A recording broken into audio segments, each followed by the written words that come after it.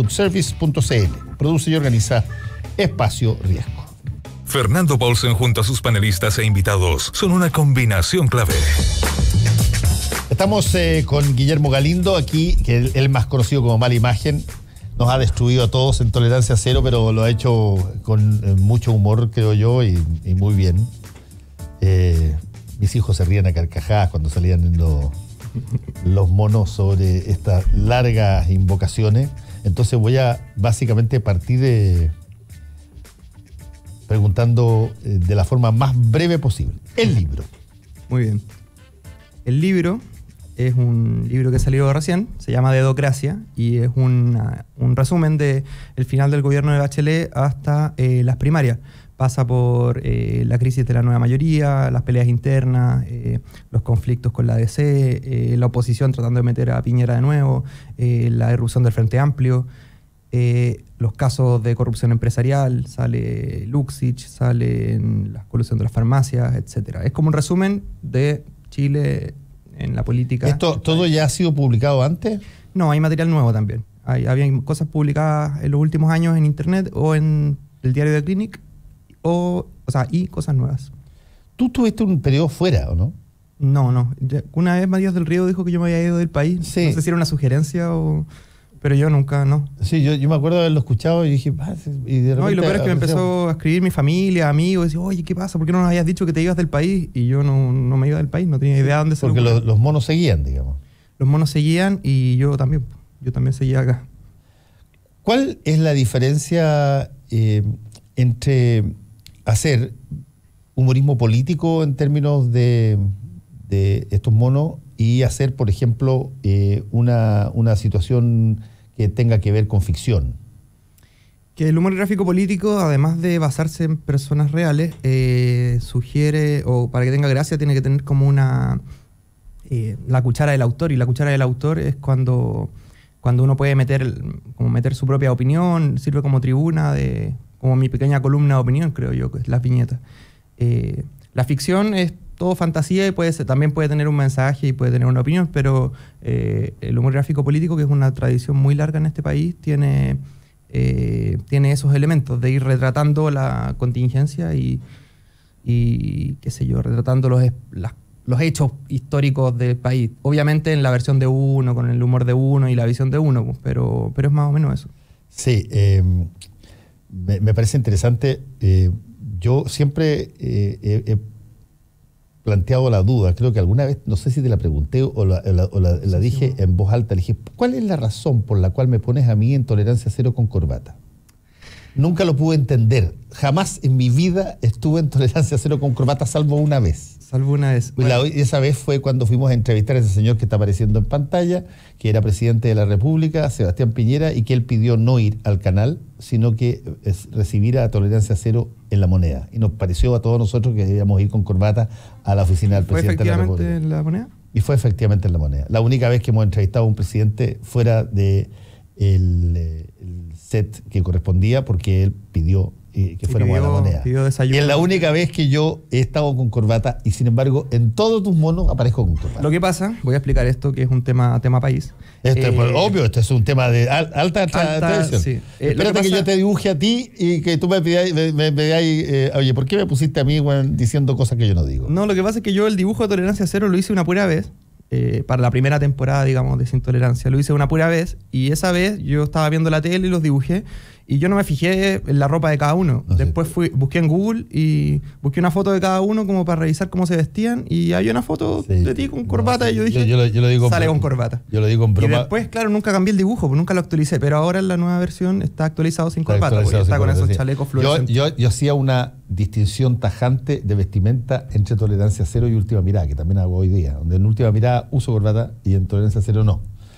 Pero da lo mismo. Sí, a mí me gustaban los chalecos de colores. Bueno, eso cambió. Yo a veces tengo, ahora ya no tengo tanto chaleco de color. Entonces no. Pero van a volver. Van a volver los chalecos de color.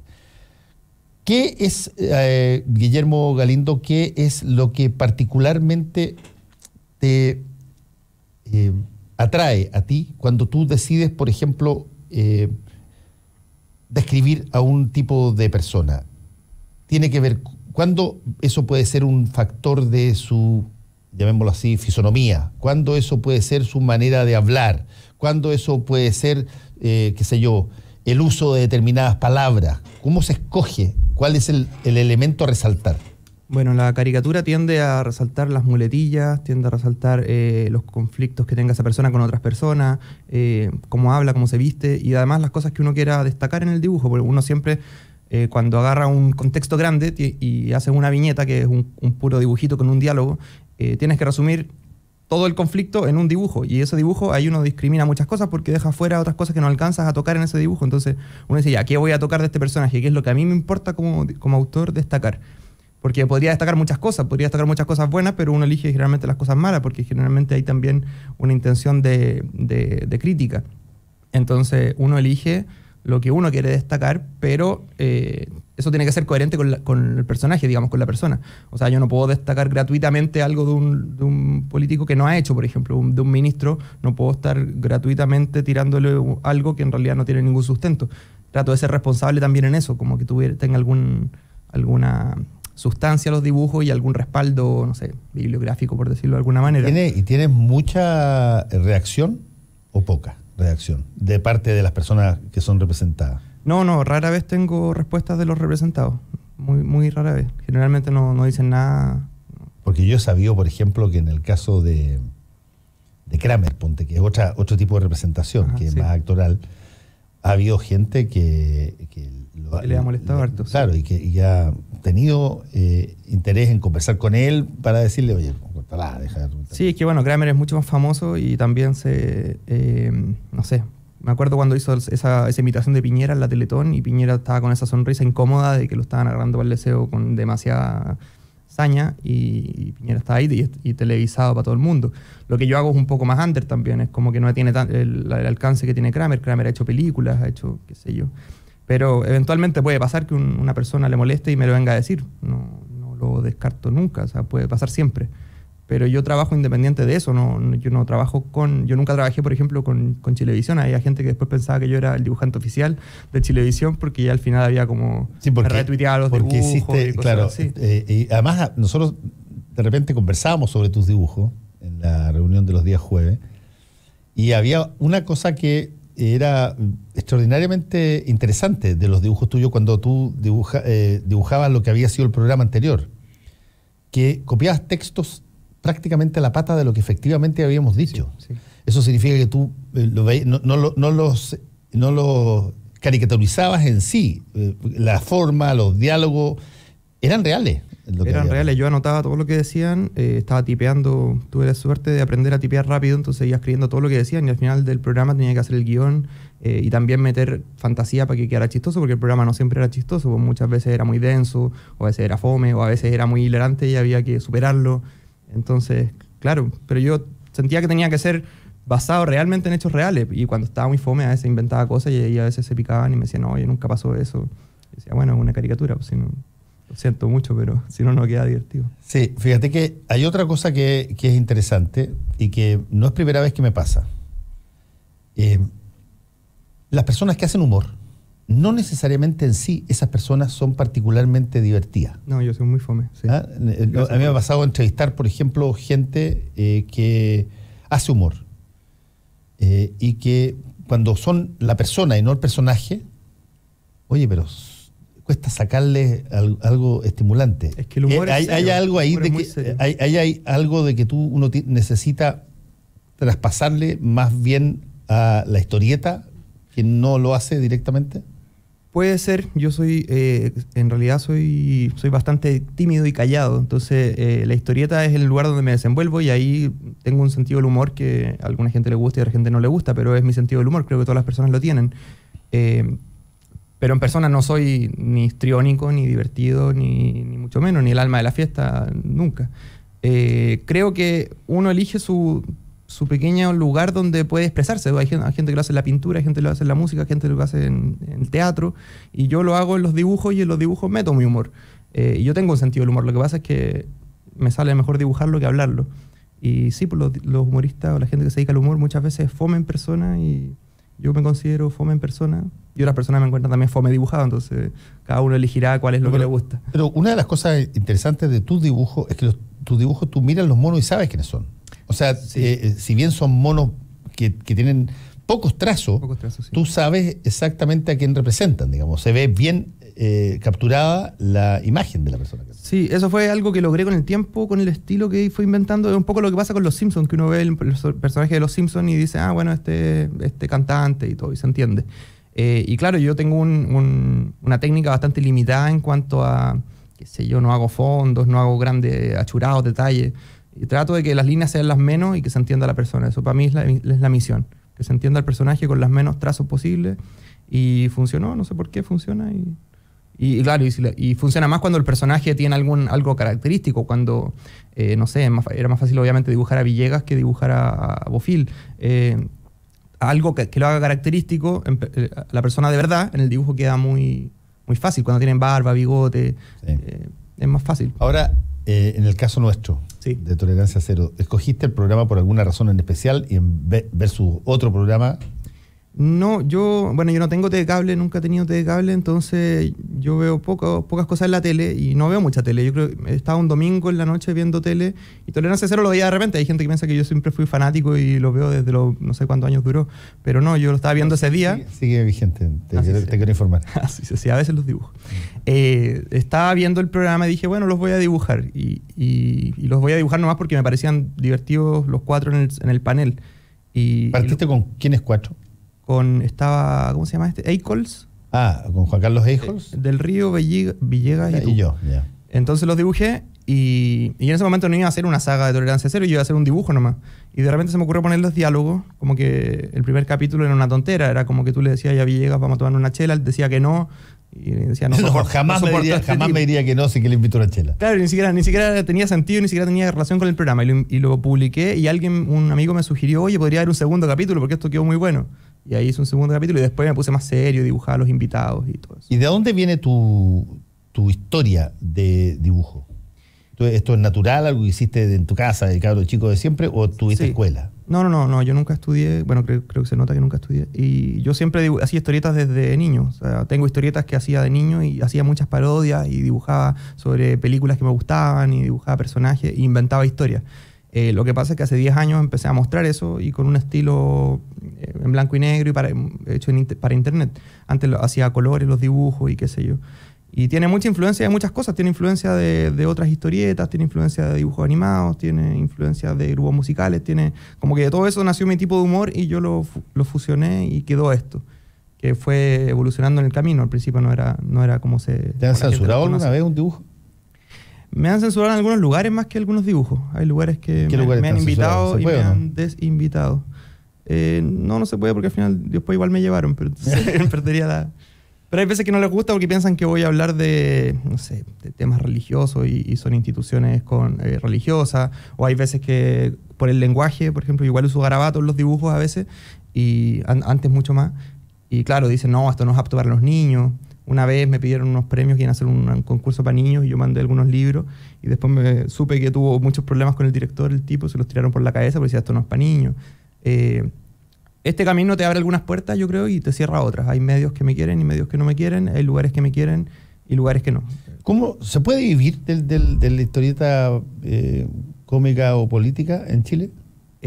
Yo creo que cualquier trabajo que tenga que ver con la creatividad, ya sea música, pintura, lo que sea, es difícil porque Chile es un país caro, es un país muy, muy desigual y muy caro. Entonces, todas estas pegas que tienen que ver con un trabajo artesanal, como de hecho a mano o de creatividad, tienen esa cosa de que es difícil llegar a fin de mes porque para cualquier trabajador es difícil. Yo no creo que para mí sea más difícil que para un gaffiter o cualquier oficinista que tenga familia, qué sé yo. Yo lo estoy haciendo, pero no somos muchos los dibujantes en Chile que vivimos del dibujo. Somos pocos, hay pocos medios que se la juegan por los dibujantes chilenos y habiendo mucha calidad, no lo digo por mí, sino porque yo veo compañeros que dibujan muy bien y a veces no tienen dónde publicar. Entonces, a mí yo lo he logrado, después de muchos años lo he logrado, Pero en Chile todo es difícil porque siento que no se valora mucho el trabajo creativo. Siempre se usa como eso de te damos vitrina, entonces publica acá, pero no te pagamos, pero tenías el espacio. Y eso es bastante desmotivante y no pasa en todos lados. Estamos conversando con Guillermo Galindo, conocido más bien como Mala Imagen. ¿Qué edad tienes tú? 36. 36. Sí. Te parece bastante menor. Sí, me saco un par de años por vestirme como cabro chico. Sí, por vestirte como cabro chico, ¿verdad? Y bueno, tú eres una caricatura de ti mismo en ese aspecto, ¿sí? Sí, puede ser. Ahora, ¿cuál es tu personaje o tu viñeta favorita? ¿Qué es la cosa que tú tienes colocado en tu casa si que tú tuvieras que poner una viñeta tuya que te parece? Tengo una que sale un Paco, un carabinero, llevándose detenido a una persona y le dice, tiene derecho a permanecer callado. Y le responde que bueno, por fin tengo derecho a algo.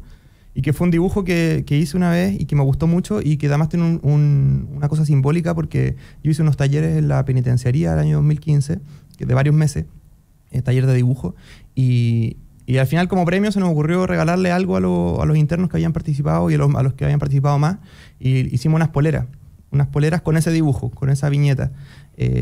Y al principio que dije, bueno, no me van a dejar entrar esto porque en la gendarmería te revisa las cosas que estás entrando, ¿no? Y si me sale un Paco que se enoje, no me va a dejar pasar la polera. Y nos vamos a quedar sin premio. Pero pasaron y después supe que, bueno, obviamente a los internos que les tocó la polera estaban re felices y después supe que la seguían usando. O sea, entonces, esa viñeta para mí es simbólica porque cuando los dibujos de uno traspasan el papel o traspasan internet y después llegan a otros lados, a otros formatos o a otra gente le hace sentido, es mucho más emocionante. No sé, cuando he visto dibujos míos redibujados para marcha. La otra vez unas chicas me mandaron una foto de una marcha estudiantil donde habían dibujado en una pancarta una viñeta mía. Esas cosas hacen que los dibujos tengan más sentido a solo dibujarlos, creo yo. Entonces esa del Paco la tengo en la casa enmarcada y me gusta mucho. Bueno, y he hecho como 3.000 viñetas, así que no debo tener muchas más. ¿Y eres rápido? ¿Eres una persona al cual, por ejemplo, alguien le puede decir necesito una viñeta para hoy día a la noche, qué sé yo, sobre una determinada materia? Sí. De hecho, ahora que me vaya tengo que hacer una historieta para el The Clinic que sale la otra semana, así que tengo que saber resolverlo todo en un rato. Ya, y entonces, ¿cómo se genera la parte humorística del factor? Te pongo un ejemplo. Si tú tuvieras que haber hecho una historieta o te pidieran una historieta sobre el Te Deum evangélico, sí. ¿Dónde tú ves y la escena, detectas qué elemento de las escenas vas a relevar y dónde está la parte humorística? ¿Cómo entra ahí? Yo creo que, bueno, ese tema era fácil porque el tema era el fanatismo religioso. Y con la religión hay miles de cosas, miles de conceptos, el infierno, la Inquisición. Bueno, tengo que investigar obviamente primero si los evangélicos ocupan los mismos conceptos, me imagino que no, que la Iglesia Católica, pero hay un poco de investigación que uno hace. Entonces ahí uno dice, bueno, el fanatismo es el tema, y con el fanatismo uno lo empieza a extremar. Uno dice, bueno, voy a hacer una historieta de esto, los evangélicos llaman al infierno a Bachelet por haber apoyado el aborto, empiezan a llover fetos explosivos, con fuego, cosas así. Yo lo extremo todo lo que puedo y ahí queda un mundo de fantasía en el cual me desligo de la realidad, porque en la realidad lo único que pasó era que le gritaran asesino a la presidenta y la condenaban por el tema del aborto. Entonces yo agarro eso, ya, tema aborto, y digo, bueno, esto lo vamos a convertir en una cosa de ficción entretenida, delirante, emocionante, y mientras más extrema, mejor. Y yo estiro el elástico todo lo que se pueda. A veces se me corta, pues sí, pero yo estiro el elástico todo lo que se pueda para que el tema quede entretenido.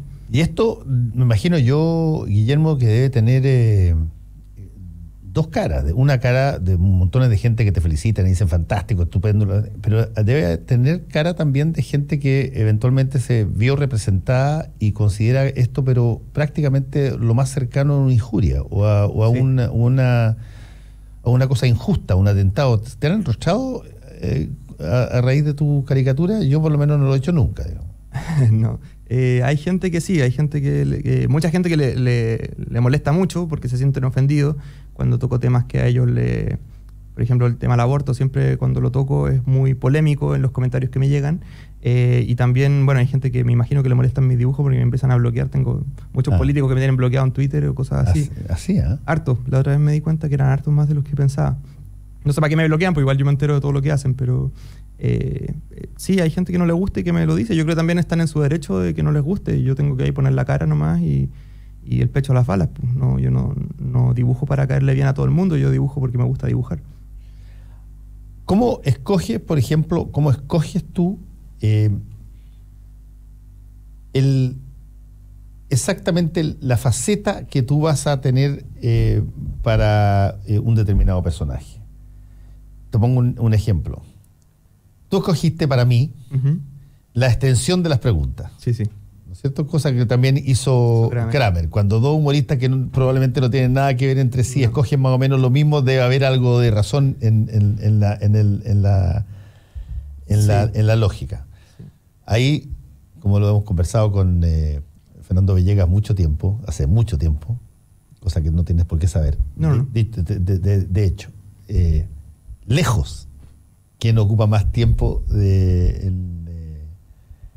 en la formulación no de preguntas, sino que en las intervenciones, históricamente, es Fernando más que yo, lo callo. Pero el problema ahí, nosotros siempre estuvimos en una duda muy grande cuando, te lo quiero contar nada más para que tú lo tengáis, no tiene ningún tipo de referencia, porque efectivamente uno habla mucho más de lo que debería hablar. Así que en ese aspecto no me siento culpable tampoco de eso ni nada. Pero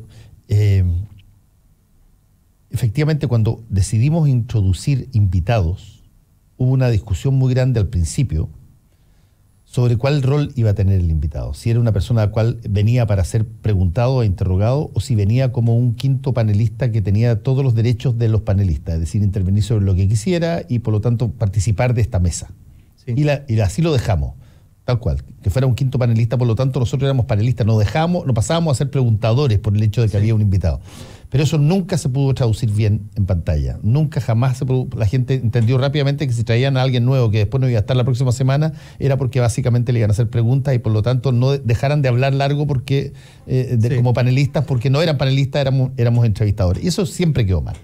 Y nunca lo pudimos entender. Y por lo tanto, yo asumo totalmente las características de eso. Pero hay algunos que no lo asumen bien. Que yo creo que eso no se entendió nunca y como público no se entiende. Yo me acuerdo que había muchas críticas una vez que fue Maturana, por ejemplo, que era un invitado muy interesante y pudo hablar muy poco. Entonces uno decía, bueno, nosotros no queríamos escuchar a Villegas que habla todas las semanas y siempre se puede escuchar, queríamos escuchar más Maturana. Entonces cuando decían, las preguntas de Paulsen son muy largas, le están quitando tiempo al panelista. Obvio. Y eso pasa con la gente veía, claro, a un entrevistado y no a un invitado al panel, claro. Sí, es lógico. Es un problema nuestro, un problema de constitución de la producción ahí. Sí. Nuestra. Bueno, a mí me dio risa cuando hubo un programa que estaba viendo y Villegas hizo una pregunta muy larga, pero muy larga y extremadamente larga, y yo la veía y decía, pero lleva como 10 minutos. Y después tú tomaste la palabra y como que hiciste una pregunta igual de larga. Entonces dije, qué divertido, están haciendo competencia a quién pregunta más largo. Por supuesto. Y el invitado, yo creo que ya a esa altura se le olvida qué responder porque son difíciles las preguntas. Y de hecho hay montones de veces en que no preguntamos. Hacemos intervenciones largas porque estamos en la lógica del panel larga y no hay preguntas. Sí, bueno, supongo que tanto tiempo que llevan ahí les pasa eso, que se sienten ya como en el living de su casa y pueden hablar. Mira, siempre debe pasar lo mismo a ti. Cada vez que tú tienes que hacer una cosa y afectas a una persona y tú sabes que puede afectarle a una persona el que se vea de una manera ridícula, te pongo un ejemplo. Sí. En el caso de los paneles en televisión, hace una diferencia cuando tú, por ejemplo, tienes que entrevistar a alguien y tú sabes que la persona está incómoda o tiene flancos débiles o te va a contestar. Pasó con Manuel José Sandón, por ejemplo. Sí. Yo estaba sentado al lado de él. Y cuando le pregunta Daniel Matamala sobre el Acuerdo de París, uno nota inmediatamente que se bloquea. Y que no hay, porque le ha pasado muchas veces a uno, y que no tiene forma de salir del problema. Y tú tienes dos opciones ahí. O pides un corte y le dices, oye, qué sé yo, calla, lo que sería absolutamente impresentable, porque las personas tienen que responder, más aún cuando era candidato presidencial. Sí. O sigues en el programa y, bueno, ves lo que pasa. Y la cosa se profundizó más todavía. Pero tú lo notas ahí. Sí, es que bueno, eso fue súper evidente y fue súper evidente que el tipo estaba en un hoyo y no lograba salir por ni un lado. Y eso para uno era muy divertido porque, sobre todo cuando uno no tiene simpatía con el candidato, uno como que disfruta un poco viendo cómo se hunde. Pero para el invitado debe ser un desastre, pues como que aquí me empezáis a preguntar puras cosas que yo no sé responder y me bloqueo y me pongo nervioso. Pero uno dice, bueno, yo no tengo por qué ser experto en el Acuerdo de París, pero un candidato presidencial por lo menos debería ojear las noticias, o sea, bastaba con leer los titulares de un diario para saber lo que era, independiente que no fuera un experto. Entonces ahí uno dice, bueno, este tipo quiere ser presidente, quiere ser el que nos mande a todos, el que gobierne. Entonces uno le exige un poco de, no sé, de investigación, pues. Es un ejemplo súper extremo, yo lo vi en hartos candidatos. Yo cuando veo las declaraciones de José Antonio Kast, por ejemplo, lo encuentro muy impresentable en sus delirios que tiene él y en las cosas que cree. Yo digo, bueno, este tipo, si quiere ser presidente, va a tener gente que no le guste lo que está hablando. Y ahí uno mete el tema de, bueno, voy a hacer un dibujito para aportar ahí. Te están haciendo una pregunta frecuentemente por Twitter ahí. ¿Cuál es tu personaje favorito para dibujar? Para dibujar, bueno, durante mucho tiempo Piñera fue el personaje favorito y el que fue como el grandes éxitos. Hubo muchos dibujos de Piñera. Daba harto jugo. Daba harto jugo y bueno, y no sé por qué ahora, después de tanto jugo, parece que está a puertas de repetirse el plato. Y después, bueno, después tuvo un personaje muy exitoso que fue Davalito, que lo inventé a propósito del caso Cabal, donde estaba metido la nuera de Bachelet y todo eso. Y también fue muy interesante ese personaje y fue muy popular y como que a la gente le gustaba mucho. Y ahora, bueno, ahora los candidatos son los que me llaman más la atención. De los candidatos, ¿cuál es el más atractivo para dibujar, crees tú? Bueno, Piñera sigue siendo uno. Meo también es muy entretenido. Meo me gusta mucho cuando lo dibujo. Y José Antonio Kast es de los más delirantes, entonces es de los más entretenidos para dibujar. Además, bueno, trato de no dibujarlo tanto porque le doy un poco más de pantalla de la que merece. Pero... Y por último, brevemente, sí. Tú haces... viñetas políticas con punto de vista.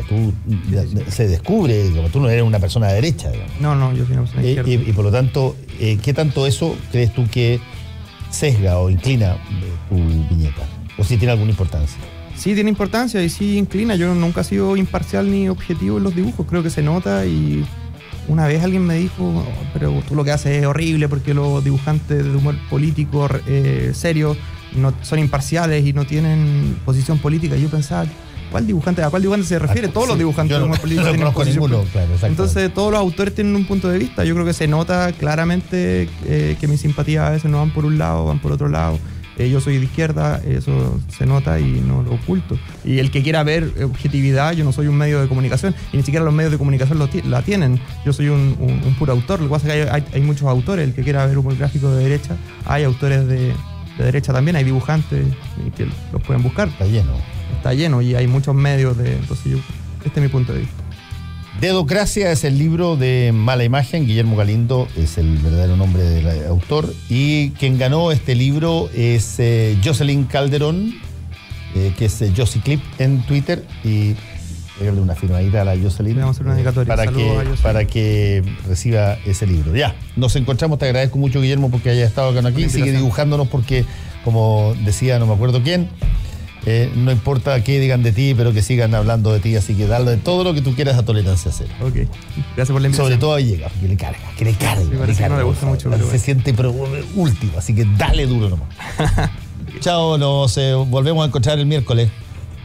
El secreto del éxito es vivir la vida. Baterías Hankook, mucho más. Y Fernando Paulsen se viste en Brookfield, Torino, Italia. Presentaron